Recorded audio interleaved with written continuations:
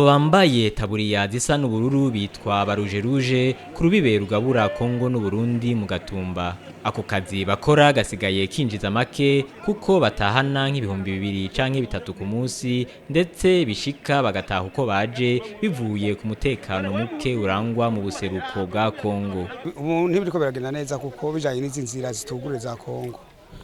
Kuvuga bigenda buke ntibigenda ku muvuduko nkuko vyahora bigenda bwa mbere. Mpaka uruguru ariko inzira za Kongo zivamwa abadandaji binjira mu Burundi nizuguruye, dufate nk'ibukavu za Goma nimbo bakunda kugura ibintu ngaha mu Burundi. Umva ubu ntibarengana ko nta nzira zihari. Usanzwe bwa mbere iyi ntambara ya Kongo itaratangura gutera, ibyashara byaragenda cyane kuko bashaka gusanga ukore nk'ibihumbi 30-40 umunsi. Mugabo ubu turashaka gutaha n'itike utayifise ugataha n'amaguru. Imiduga n'amakinga bikora akazi ka taxi biri mu bibabangamiye. Ibintu by'intambwe birahari nk'aya matagisi agacanga hagenda Kongo kare yahora yururukiriza ibintu ngaha tukajya tubitwara twabishikana Kongo, ariko ubu hari igihe bicanga habigenda bigashika Kongo bitagize bitabanje kururukira ngaha. Niyo ntambamye ihari. Naho biruko barabandanya ku kazi kubera basanzwe bari mu nyabune y'abene gihugu, abapolisi, abakozi ba OBR n'abaganga.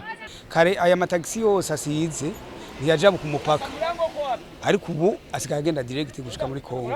Ubu akazi twara dukora harahagaze, kandi kazi aya matagisi bero ubona aba batwara n'amatagisi bero baga ntibarengana hano ntibaca ngaho n'amakinga.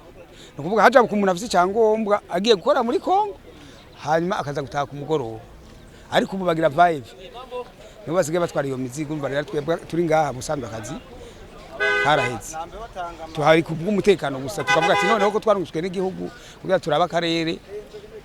Umva ntiwosiba bocavuga ati wazamwe n'amahera kumbe akazi ko kaheze waciye bivamo. Izina ry'aba rouge ngo ryatanguye kuva kera ku ntwaro ya Buyoya, aho abakora ako kazi bambara impuzu zisa n'agahama.